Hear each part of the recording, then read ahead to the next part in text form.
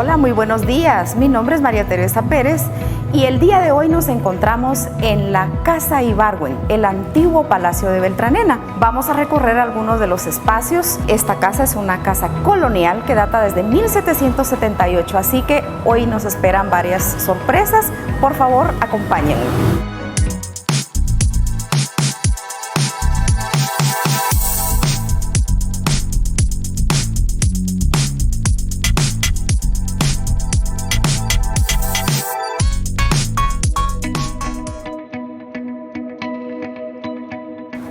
Vamos dirigiéndonos en este momento hacia la parte más antigua de la vivienda, es decir, la fase de la primera construcción, en donde vamos a contarles ciertos secretos de esta vivienda. Estamos en este momento en el patio secundario de la vivienda Ibargüen. ¿Y por qué los ubico acá? Justamente esta es la primera fase de la construcción de la vivienda de 1778. Entonces, todo lo que ustedes van a poder observar el día de hoy corresponde a la primera fase de construcción, como esta pila antigua, es una pila colonial que ya fue restaurada, los medios arcos, los fustes lisos, sus bases de piedra, incluso el piso que es de cuando aún se extraía piso de cantera, porque aún no habían llegado las fábricas de piso a nuestro país. Vamos a ver cómo el piso ya cambia a un estilo Art Deco cuando ya ingresa el cemento líquido. También esta parte es muy antigua, son los paneles que corresponden a la primera fase de construcción, como bien les comentaba. Cuenta con unos vidrios artesanales, como pueden observar, por eso tiene ese movimiento, porque son muy antiguos. La L de servicio, como nosotros la denominamos, que es esta parte, es la terraza española, que también corresponde a esa primera construcción. Y por favor, si me acompañan acá, aquí se puede observar perfectamente bien la transición entre una época y la otra. Aquí ya tenemos la terraza española que fue remozada y la parte gris que queda como evidencia de cómo era originalmente la terraza. Por acá se conserva una parte del tercer patio, que era el patio de las delicias o el jardín de las delicias, como bien se le llamaba, y es el establo.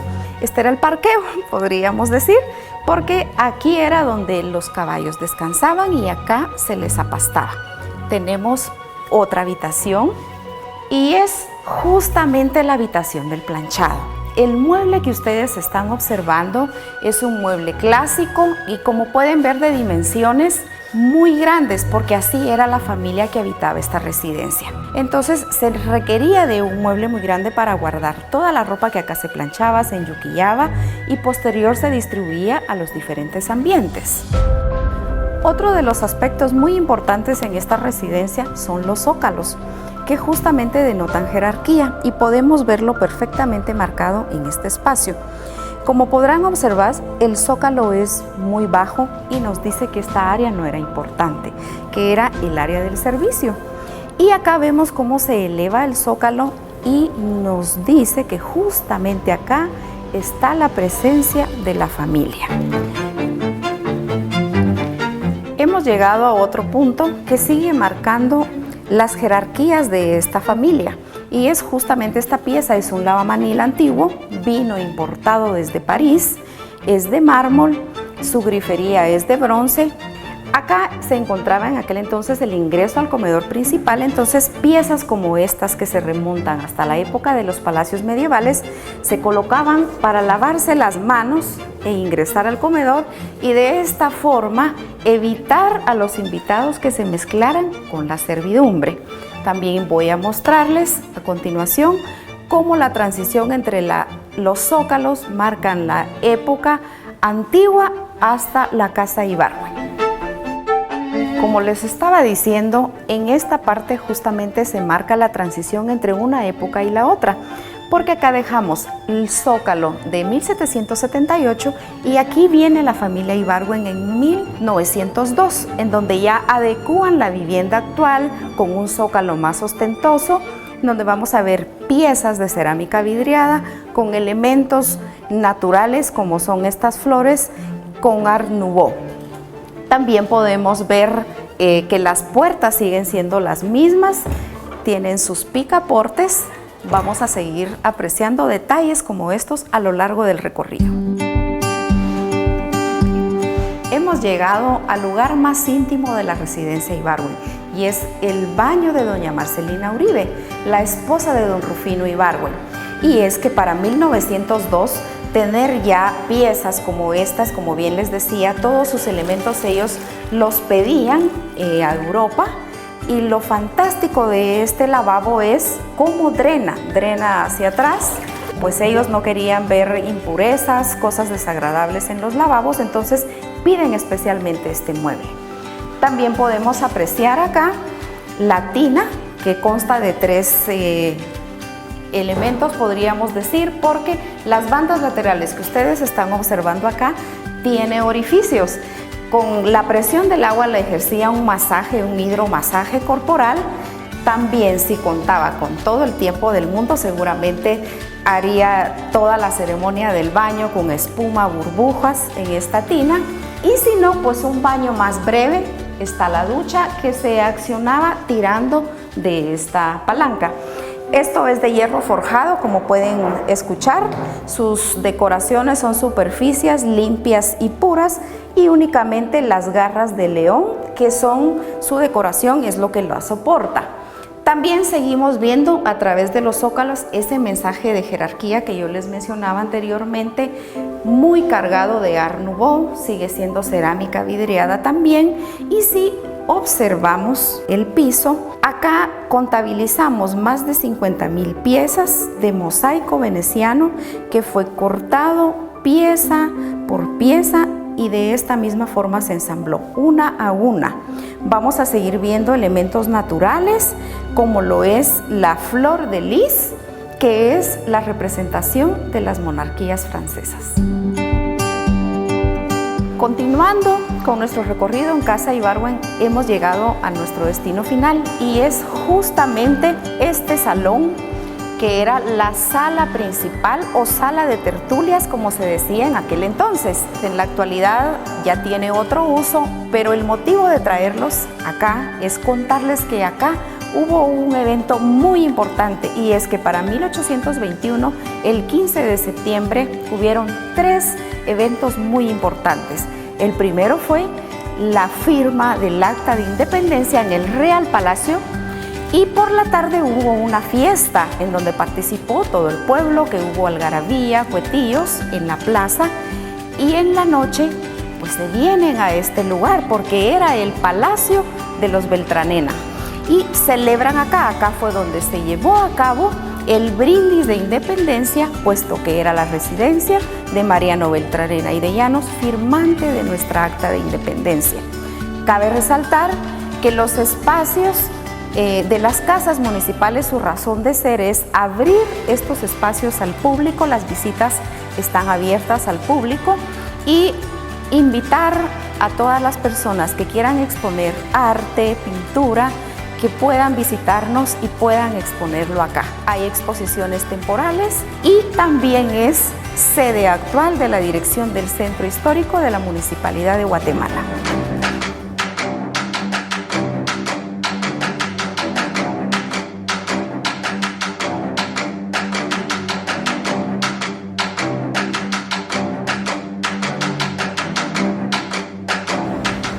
Si usted visita el Centro Histórico, seguramente al pasar por la 12 calle va a tener esta impresionante vista que estoy teniendo yo en este momento. Y es que justamente me encuentro en el arco del antiguo Palacio de Correos, edificio que fue mandado a construir por don Jorge Ubico en 1938. Don Rafael Pérez de León fue su arquitecto. El puente comunica ambas alas, el ala norte con el ala sur. Este arco fue inspirado en el arco de Santa Catarina en la antigua Guatemala. Este inmueble fue el primero en ser revitalizado por la Municipalidad de Guatemala en el Centro Histórico para poder albergar las escuelas de arte municipales. Actualmente es el Centro Cultural Municipal Álvaro Arzú Irigüey.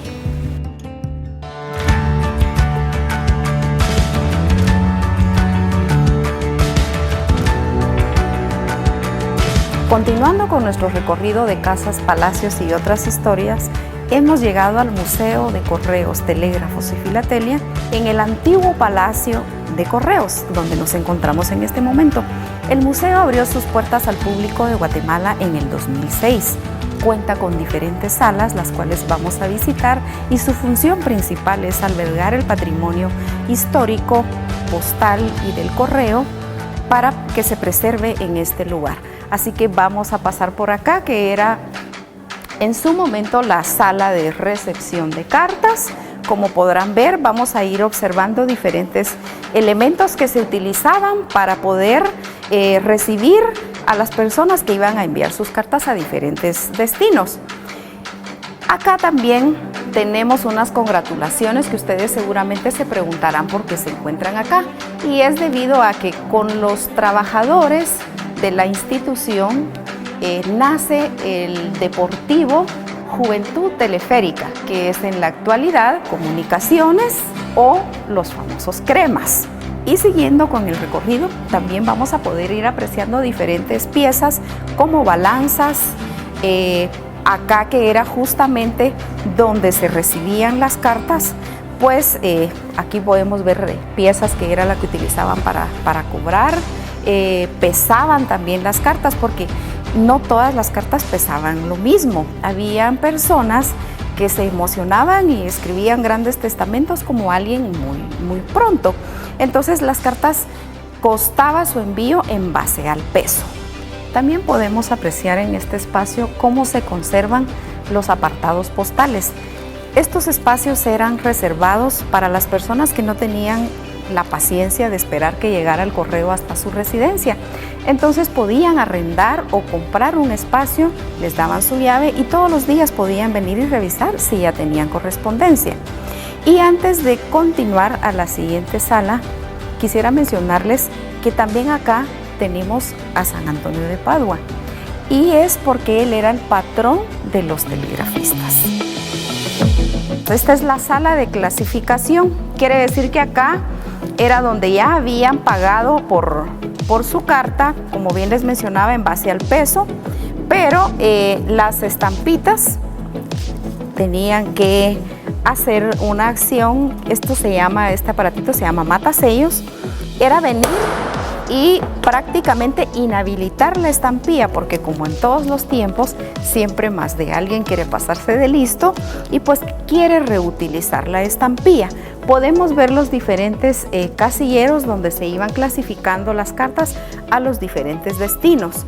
También había servicio de paquetería, entonces es prácticamente lo que nos tratan de ilustrar en estos espacios. Y se preguntarán por qué están estas camas acá. Pues resulta ser que los trabajadores en ese entonces estaban en un sistema prácticamente militarizado, podríamos decir.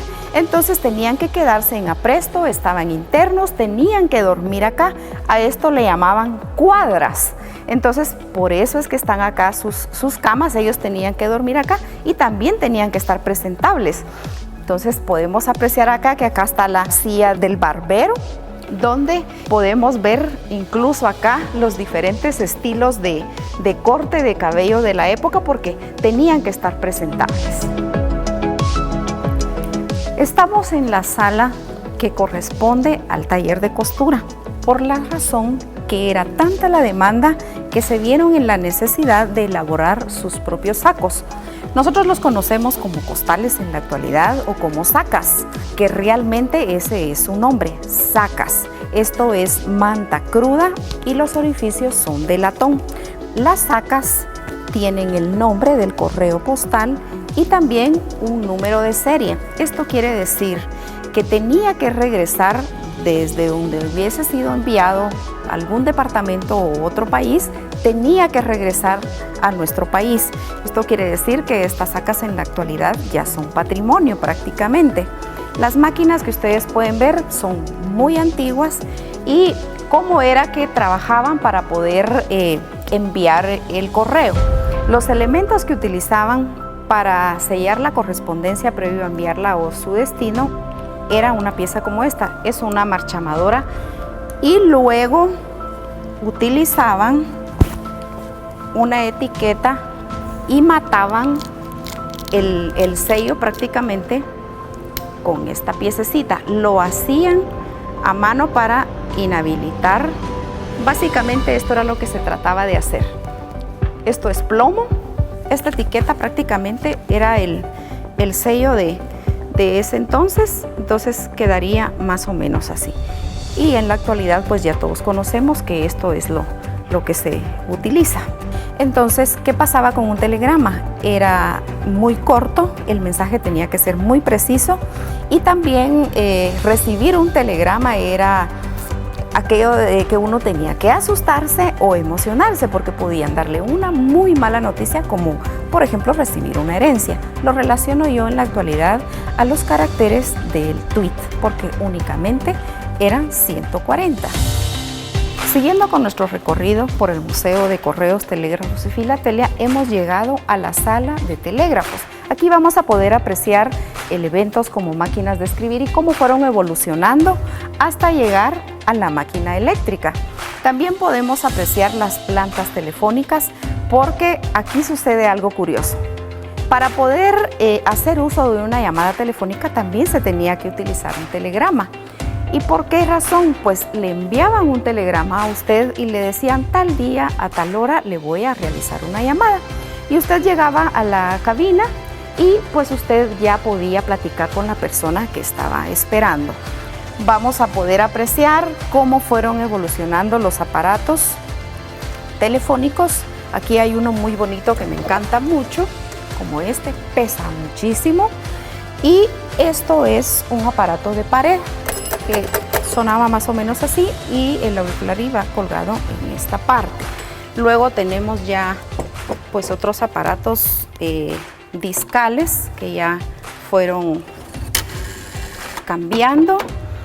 Tenemos el que nosotros le llamamos el celular, que era el que utilizaban los celadores de línea para ir a verificar cuando algo estaba funcionando mal en alguna línea, pues se iban y verificaban y se llevaban esto. ¿Se imaginan ustedes el día de hoy con un aparatito de estos como su celular?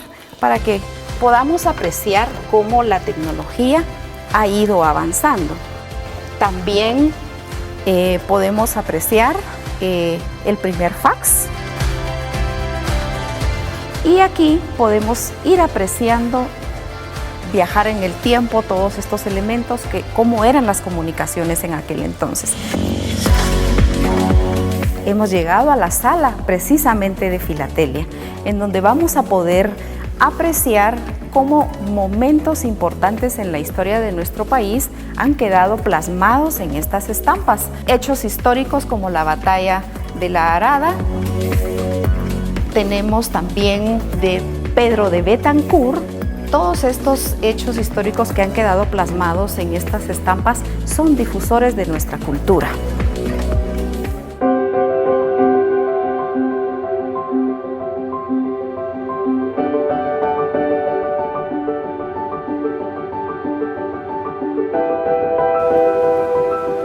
Continuando con nuestro recorrido de casas, palacios y otras historias, hemos llegado al antiguo Club Americano. Así que por favor acompáñenme, vamos a recorrer sus ambientes.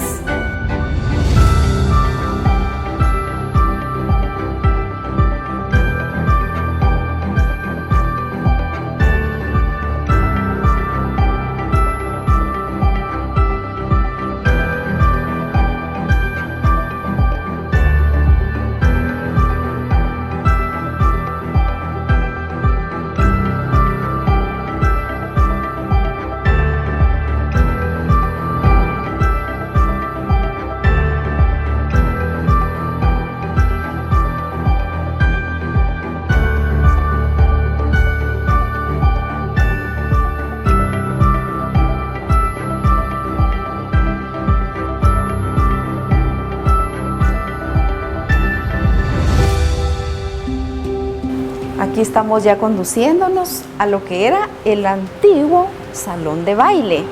Como podrán ustedes apreciar, es un edificio que, si bien es cierto, fue construido en 1924, es un edificio que pues recientemente ha sido restaurado. Si regresamos a aquellos tiempos, las sociedades eran en los clubes donde presentaban a las señoritas cuando cumplían sus 15 años en sociedad. En los ambientes del antiguo club americano tenemos varios murales. Uno de ellos es el que ustedes están apreciando en este momento, de Evelyn Dent y Gloria Monterroso, antiguo salón de boliche. No podíamos retirarnos de este lugar sin que ustedes pudieran apreciar esta escalera.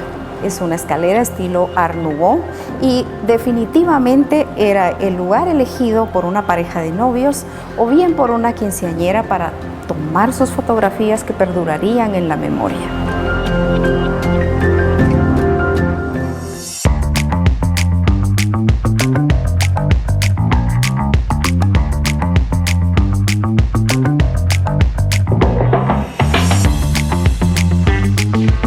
Ya finalizando con nuestro recorrido por el centro histórico, finalmente hemos llegado a esta casa, lugar donde funcionó la imprenta Sánchez y de Guiz, fundada por dos primos hermanos, don José Víctor Sánchez y don Víctor Manuel de Guiz. Dentro del material que destaca de esta imprenta han sido algunas de las tesis de la Universidad de San Carlos de Guatemala, puesto que era la única autorizada para imprimir las tesis y títulos de grado. Acá se imprimió la tesis de nuestro Premio Nobel de Literatura, don Miguel Ángel Asturias, como algunos títulos de comadronas. También, por ser de carácter religioso, acá se imprimía el santoral y también algunos novenarios, algunos turnos para procesiones. Acá podemos apreciar ya algunos fragmentos del material que se ha podido rescatar. Nos encontramos en el patio de este museo, lugar en donde desde su origen se encuentran las máquinas de este museo. La maquinaria fue traída de Alemania y de Estados Unidos, como por ejemplo esta prensa Chandler de 1896, en la cual les tenemos preparadas una sorpresa el día de hoy, porque han preparado una impresión para que ustedes puedan ver cómo en aquel entonces se imprimía. Pablo Chután, actual administrador de la antigua tipografía Sánchez y de Guiz, nos mostrará el proceso de impresión iniciando con el acuñado del molde.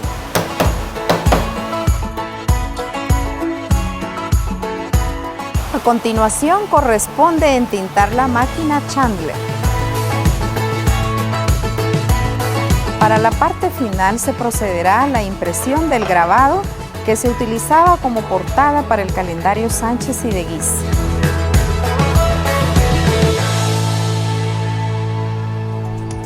Hemos llegado al final de nuestro recorrido de casas, palacios y otras historias. Les invitamos a que por nada se pierdan nuestros recorridos por el centro histórico. Quédate conectado.